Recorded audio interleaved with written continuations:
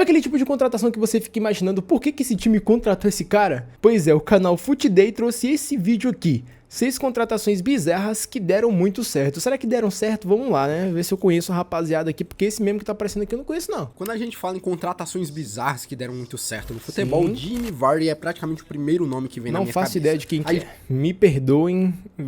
Podem me massacrar nos comentários, vai lá. A história desse camarada parece até um roteiro de filme. Diga só. Antes de se tornar conhecido mundialmente no mundo do futebol, Vardy vivia então uma rotina longe dos gramados glamurosos, né? Era operário de fábrica, descarregava caminhões e jogava em divisões amadoras da Inglaterra, e aos 25 anos de idade, ninguém acreditava que esse camarada poderia ter uma carreira de alto nível. Era tarde demais para muitos olheiros que nem... É tipo, sei lá, um cara do Auckland City do nada começar a explodir em um time da Premier League, então. Se davam ao trabalho de observá-lo mais de perto. Mas o destino desse camarada começou a mudar, meus amigos, quando o Fleetwood Town, um clube das divisões inferiores da Inglaterra, resolveu dar uma chance para aquele atacante raçudo e cheio de energia. Ele brilhou com gols e atuações decisivas, e lá em 2013, para a surpresa de muita gente, o Leicester City decidiu pagar cerca de 1 milhão de libras por ele. Foi a maior quantia já investida por um clube fora da elite do futebol inglês. E aí dá pra ver que o bicho broca gol, hein? E um jogador das ligas inferiores. A imprensa inglesa basicamente detonou essa contratação, e até os próprios torcedores questionaram, né? 1 milhão de euros nesse cara, vocês estão malucos? Mano, quando isso acontece, normalmente tem aquele alvoroço, né? Mas depois, quando as pessoas começam a ver os lances do jogador, normalmente a galera começa aí que a magia dar uma do baixada futebol no entra em hate. cena, tá ligado? O que parecia uma aposta perdida se transformou em uma das maiores histórias de superação do esporte. Vardy foi crescendo temporada após temporada até explodir de vez lá em 2016, quando liderou o Leicester City na campanha mais inacreditável da história do futebol moderno, o título da Premier League, enquanto gigantes Tem esse como bagulho City... aí, né, mano? Se eu não me engano, o canal Eurofoot fez um vídeo sobre esse caso, sobre essa temporada do Leicester City, que os caras estavam malucos. Se vocês quiserem, deixem nos comentários que eu vou reagir também. Manchester United, Vocês não vão comentar nada, ninguém comenta nesse canal. Chelsea e Arsenal gastavam centenas de milhões em craques já consagrados. O Leicester City contava com um ex-operário que corria como ninguém, finalizava com precisão, que o bicho corre pra e jogava caralho mesmo, hein, com uma mano? fome absurda. Naquela temporada, Vardy quebrou diversos recordes, incluindo o feito histórico de marcar em 11 rodadas consecutivas da Premier League, algo nunca visto antes por um jogador. Uai, e o que aconteceu com esse cara, mano? O que deu? De contratação duvidosa a artilheiro, de aposta desesperada a uma lenda viva, Jimmy Vardy se tornou sinônimo de resiliência e superação, e hoje sua história, né, cara, sua trajetória é lembrada como um dos maiores exemplos que o futebol ainda guarda espaço para histórias um pouco mais mágicas do que o normal. O BH também começou a jogar bola tarde, né? Não tem um bagulho desse? Ele provou que às vezes o improvável é só uma questão de opinião, o impossível é só uma questão de opinião, como dizia o nosso mano Charlie Brown Jr. 1 milhão de libras foi mais do que o suficiente para o cara se tornar uma lenda do Leicester. Pense em 1 milhão de libras bem pago, hein, mano? E se você, assim como eu, curte acompanhar todos os jogos do seu time favorito, ou até mesmo de qualquer outro time de outra liga, dá uma olhada no link da descrição e no comentário fixado. Lá você encontra todas as partidas de Premier League, La Liga, Bundesliga, Brasileirão e até a Liga dos Campeões. E não para por aí, ainda tem um catálogo gigante de filmes, séries e animes para você acompanhar. Sei não, hein, Tudo show. de forma prática, totalmente seguro e por um preço que realmente cabe no seu bolso. Dá uma olhada no link da descrição e do comentário fixado, Então que eu tá, garanto né? que você não vai se arrepender. Não vou falar pra vocês ir lá, porque eu não sei a procedência desse bagulho. Você sabe que eu sempre falo pra vocês ir lá no link dos caras, mas esse aí não sei não, viu? Outra contratação que muita gente torceu o nariz no começo, né, foi o Keylor Navas, onde lá em 2014, meus amigos, o Real Madrid vinha de ganhar a tão sonhada La Décima, né, e estava cheio então de estrelas no elenco. Isso eu realmente também não entendo não, mano. Sempre quando eu vejo uns lances do Real Madrid, assim, que aparece o Navas, eu fico falando, mano, como assim o Navas já passou pelo Real Madrid, velho? Quero entender melhor essa parada aqui agora. O torcedor esperava nomes mais bombásticos, goleiros de grife, aqueles que já eram consolidados, top de linha da Europa. O mundo inteiro olhou com muita desconfiança, afinal, o que um goleiro da Costa Rica, que até poucos meses atrás estava jogando num time sem expressão da segunda divisão, poderia fazer... Ô louco, o cara saiu da segunda divisão da Costa Rica pro Real Madrid? Ué, eu pelo menos achava que o Navas tava num timezinho legal, que papo é esse? Um gigante como o Real Madrid. Parecia mais uma contratação de elenco do que de titular absoluto. Sim. Mas Navas não não precisou de muito tempo pra calar todo mundo. Já tinha mostrado na Copa do Mundo de 2014, defendendo a Costa Rica e levando a seleção até as quartas de final. Pô. Ele defendia a seleção costarriquenha aí, ó. Vocês que entendem de futebol. Entende de futebol não, que entende o básico de futebol, tá todo mundo rindo da minha cara aí agora. Atuações monstruosas, milagrosas, e no Real Madrid, quando finalmente assumiu a titularidade, se transformou em um verdadeiro muro. Reflexos absurdos, agilidade muito impressionante e uma capacidade incrível de aparecer em jogos decisivos. O resultado, Keylor Navas foi então o goleiro titular da era tricampeão da Champions de 2016 a 2018, além de acumular títulos de La Liga, Supercopas e Mundiais de Clubes. Além disso, saiu do Levante como uma aposta arriscada e virou uma lenda lá em Madrid, sendo lembrado até hoje como um dos goleiros mais injustiçados da história, porque mesmo conquistando de tudo, ainda precisou dar espaço para a Aquele deu sorte. Recém-chegada do Courtois naquela época. No fim das contas, aquela contratação meio bizarra, tá ligado? De um goleiro do Levante virou uma das histórias mais marcantes do Real Madrid moderno. Por apenas 10 milhões de euros, ou seja, muito barato, Navas entrou então para sempre na memória da torcida merengue. A questão é realmente a campanha do cara, mano. Antes de ir pro Real Madrid, a campanha dele no Levante com certeza deveria estar sendo muito boa, né? Porque, tipo assim, mesmo que não estivesse sendo muito boa, ele deveria ter uns lampejos aqui e ali que fez a rapaziada, né? A rapaziada que tem muito bom olho no Real Madrid falar, ó, esse cara aqui, ó, tem futuro. E na minha memória, cara, o que o Navas pegava era brincadeira. E se tem uma contratação que parecia mais uma aposentadoria antecipada do que um reforço de peso, foi a do Andrea Pirlo na Juventus. Lá em 2011, o Milan, de forma inacreditável, decidiu então que o Pirlo já não era tão essencial assim para o clube. Ele já tinha 32 anos, vinha de algumas lesões e a diretoria achava que seu ciclo havia terminado. Resultado, o Milan simplesmente deixou o maestro sair totalmente de graça, uma decisão que até hoje é lembrada como um dos maiores erros da gestão do clube. A Juventus, então, que naquele momento ainda buscava se reconstruir depois do escândalo, né, cara, que teve, e de temporadas bem abaixo do esperado. Não manjo desse escândalo da Juve não, hein? Enxergou uma oportunidade de mercado única, trazer de graça um dos maiores meio-campistas da história do futebol. Mas mesmo assim, havia muita dúvida, né? Muitos achavam que o Pirlo estava em declínio, que não teria mais gás para ser protagonista em um time que precisava tanto de renovação, e aí o que aconteceu foi totalmente o oposto. Pirlo chegou e mudou a cara da Juventus imediatamente. No seu primeiro ano, já foi o grande maestro do time, ditando o ritmo do jogo com passes que pareciam feitos com régua e compasso. Sua calma no meio-campo era quase irritante, tá ligado, para os adversários. Enquanto todo mundo corria, ele parava, levantava a cabeça e colocava a bola onde ele quisesse. Além disso, as cobranças de falta, cara, eram muito mágicas, eram armas letais. O Pirlo, ele marcou golaços e se tornou ainda mais decisivo do que ele era no Milan. Com ele no elenco, a Juventus voltou a dominar a Europa, voltou a dominar a Itália. Foram 4 títulos seguidos da Série A, Copa Itália, Supercopa e até uma final de Liga dos Campeões em 2015 contra o Barcelona. O Pirlo, ele não só provou que ainda tinha futebol para jogar em alto nível, como também se tornou peça central de um time que voltou a ser temido. Ele foi o cérebro, o maestro, o termômetro do meio-campo da velha senhora. Mas no caso ele tava realmente só em uma fase baixa, tá ligado? Em baixa, os caras mandaram ele embora, ou foi um caso que ele já tava meio velho, tá ligado? Eu queria entender mais sobre esse lado. Mais icônico de tudo, o Milan, que o considerou velho e ultrapassado. Aí, ó, obrigado. Já me respondeu logo em seguida. Caiu em decadência justamente quando abriu... Na moral, mano.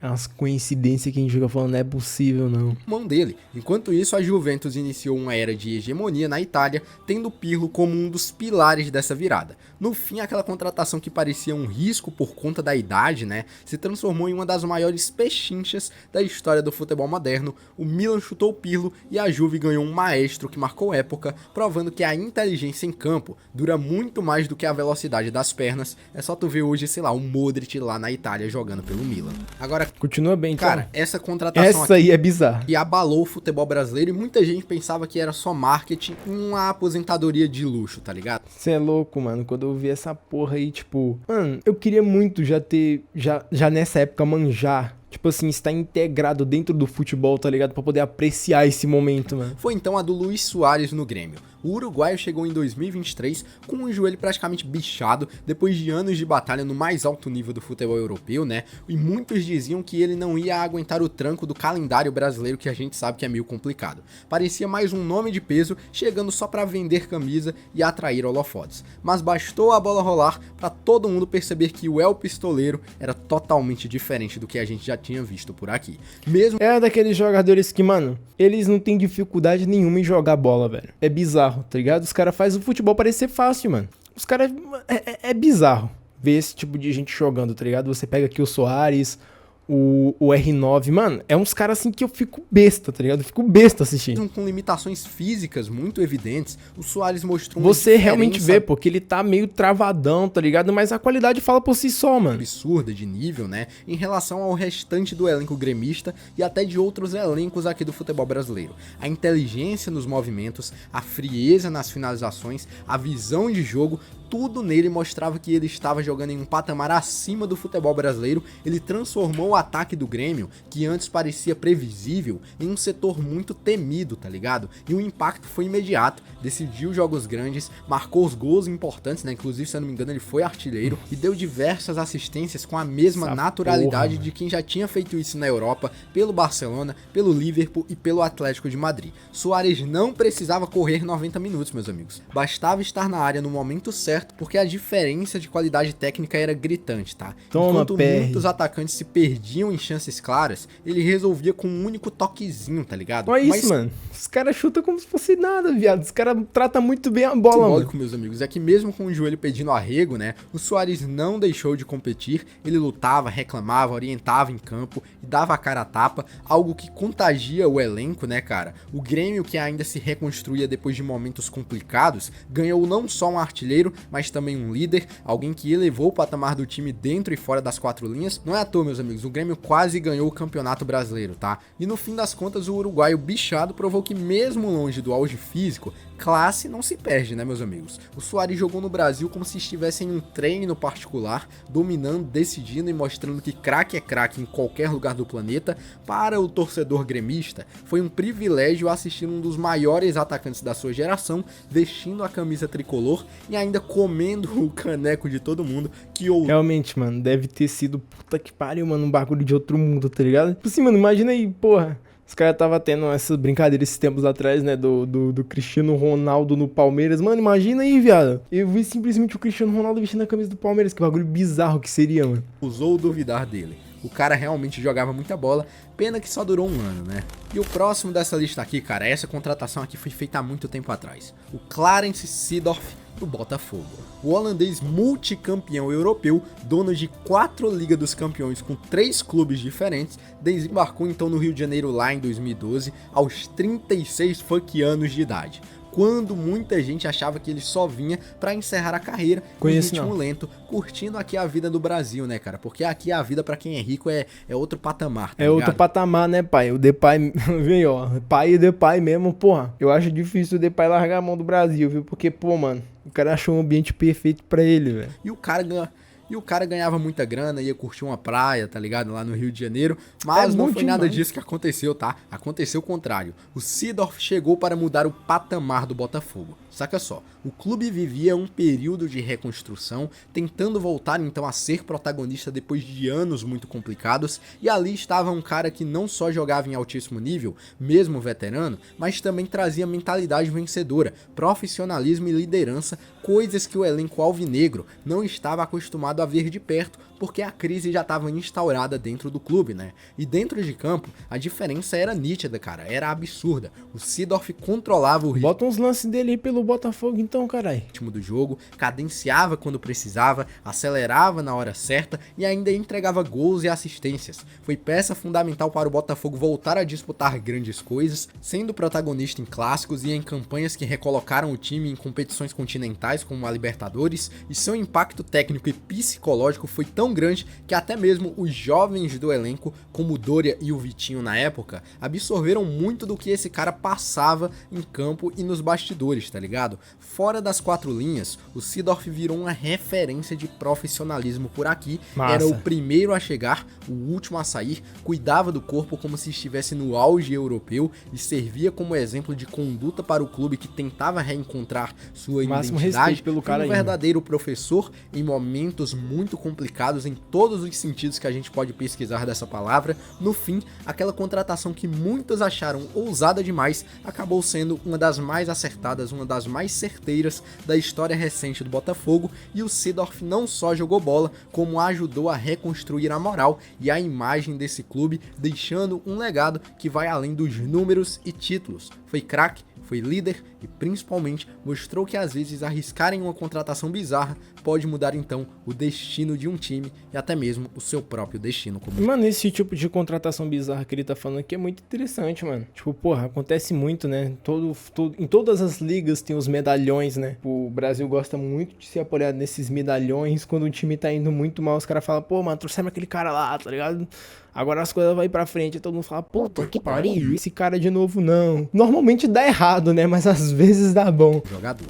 E pra encerrar essa lista com chave de ouro, Não nada mais outro, simbólico né? do que falar da contratação do Memphis Depay pelo Corinthians, uma das negociações mais improváveis do futebol recente, né? Que parecia piada de internet e acabou se tornando uma realidade. Afinal, mano, poucos acreditavam que um jogador com a carreira dele, que passou pelo PSV da Holanda, Manchester United, Lyon, Barcelona e Atlético de Madrid, fosse terminar no Brasil. Quando chegou, o clima era de pura desconfiança. Muitos diziam que o Depay só vinha pela grana, né? Que iria turistar em São Paulo e aproveitar a fama, como já tá quase sendo isso mesmo. É raro ver esse cara fazendo gol. Já vimos com outros nomes badalados que pisaram aqui no Brasil e não entregaram nada, mas logo nas primeiras partidas ficou claro, ele não veio pra brincadeira, com categoria, visão de Será que se botasse o Depay em realmente um time que presta, será que o cara não ia brocar gol pra caralho, hein? Fortalecido no Palmeiras, no Flamengo, será? jogo e aquele chute inconfundível de fora da área. Que é um time pra mim que perde pro Sport. O Depay mostrou que ainda tinha muito a oferecer, ele rapidamente se transformou em uma das peças centrais do timão, caindo então pelas pontas, atuando com o falso 9 e até recuando para organizar o jogo, trouxe uma experiência absurda de Europa, né? Uma frieza em momentos decisivos e muita personalidade, justamente o que faltava ao Corinthians nos últimos anos, né? Em clássicos ele foi muito diferente, em jogos grandes ele não se esconde e, claro, conquistou a torcida com golaços, dribles de efeito e a sua liderança dentro de campo, mesmo sem falar português. Mas o impacto foi além das quatro linhas. A presença do Depay no elenco, né, mudou o patamar financeiro do Corinthians. De repente o clube passou a ser visto com outros olhos, mostrou força para atrair grandes nomes no mercado e deu mais moral para os jovens da base, que passaram a treinar e jogar ao lado de um craque que era internacional até um tempo atrás. Ele basicamente virou uma referência e espelho para a molecada, né? Além de símbolo de que o Timão ainda consegue pensar grande, mesmo com tantas dívidas, mesmo com tantos problemas.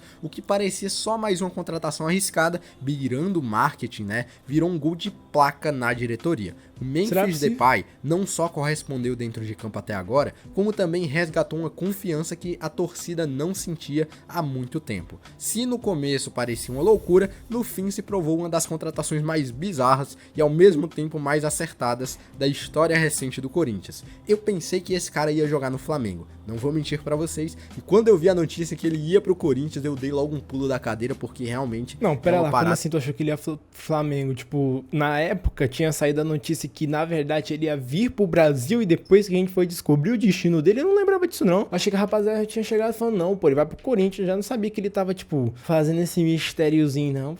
Muito bizarra, tá ligado? Mas bom, galera, o vídeo então foi esse. Muito obrigado se tu assistiu até aqui. Realmente esse é o tipo de contratação que a gente espera do Flamengo, né? Que a Leila já deixou abertamente que, tipo assim, ela não faz contratação galáctica, né? Porque os galácticos já estão no elenco dela. Se tu assistiu, mano, comenta aí embaixo qual foi a contratação mais bizarra da história do futebol. Todas. Tamo junto e até a próxima. Até a próxima, meu caro. Fut Day, de nada lá ele. Mais um vídeo muito bom aqui do canal dele. Eu acho que esse é o segundo que a gente tá reagindo do canal. Mais um vídeo muito bom aqui do canal Fut Day. Eu acho que é o segundo dele que a gente tá reagindo. Com certeza é o segundo. Terceiro não é. Desse vídeo aqui eu acho que disparado a contratação mais bizarra foi a do Depay. Principalmente pelo fato do Corinthians ser totalmente endividado, um time muito meia boca, tá ligado? E o Depay ter meio que aceitado jogar nesse time. A única coisa que faz a gente entender, né, é isso aqui, ó. Porque, pô, Depay, time meio de tabela, tá fazendo o que aí, porra? Teve alguns ali no começo que eu não conhecia, né? Então, é só isso mesmo que eu tenho pra agregar. Se você tiver gostado desse vídeo, clica nesse que tá aparecendo na tela que eu tenho certeza que você vai gostar. E no mais, é o de sempre. Tchau!